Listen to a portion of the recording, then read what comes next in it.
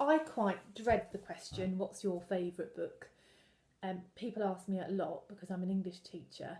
And the reason I dread the question is because I can never ever narrow it down without going into a big, long, huge speech about the fact I have lots of different favourite books for lots of different reasons. And on this occasion, this is no exception because I'm going to tell you about lots of favourite books. I wasn't a really avid reader when I was younger, and it wasn't until I came across a particular author when I was 16 when I really started to read. And that author was someone called Roddy Doyle. And I read a book of his called Paddy Clark, Ha Ha Ha. And then I just read all of his books that he wrote because I found an author that fit. I found an author that I really enjoyed reading. And that's often how it works.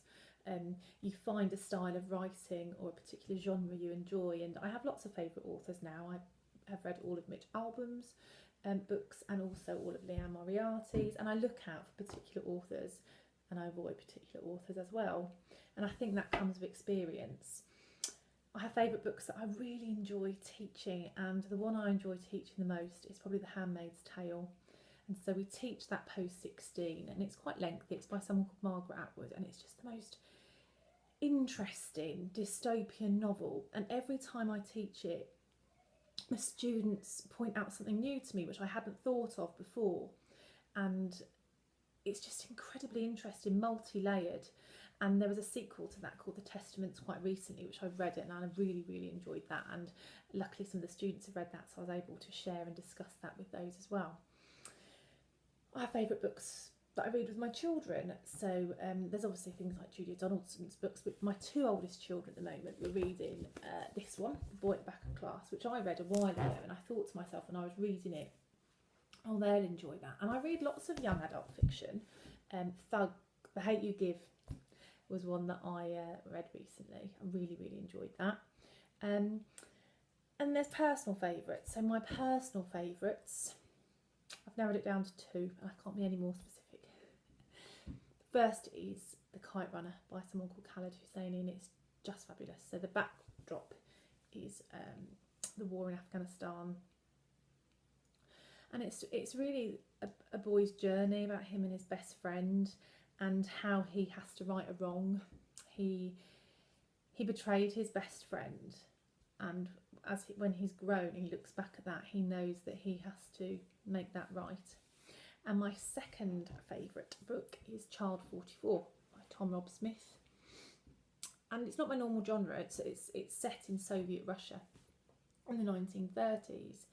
But there's something about the way it's written. It's just fabulous and it's so gripping. I'm going to read you just the start because it's probably my favourite opening to any novel I've ever read, ever. So, Soviet Union Ukraine village of Chevoy, 25th of January 1933. Since Maria had decided to die, her cat would have had to fend for itself. She'd already cared for it far beyond the point where keeping a pet made any sense. Rats and mice had long since been trapped and eaten by the villagers. Domestic animals had disappeared shortly after that, all except for one, this cat, her companion which she had kept hidden. Why hadn't she killed it? She needed something to live for, something to protect and love, something to survive for. She'd made a promise to continue feeding it up until the day she could no longer feed herself. That day was today. She'd already cut her leather boots into thin strips, boiled them with nettles and beetroot seeds. She already dug for earthworms, sucked on bark. This morning, in a feverish delirium, she'd gnawed the leg off her kitchen stool, chewed and chewed until there were splinters jutting out of her gums.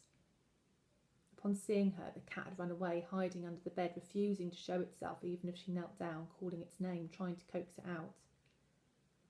That had been the moment Maria decided to die with nothing to eat and nothing to love. Maria waited until nightfall before opening her front door. She reckoned that under the cover of darkness her cat stood a better chance of reaching the woods unseen. If anyone in the village caught sight of it, they'd hunt it. Even this close to her own death, she thought of her cat being killed and it upset her. She comforted herself with the knowledge that surprise was on its side. In a community where grown men chew clods of earth in the hope of finding ants or insect eggs, when women fought over the ownership of bones, Maria was sure no one believed that a cat could still be alive.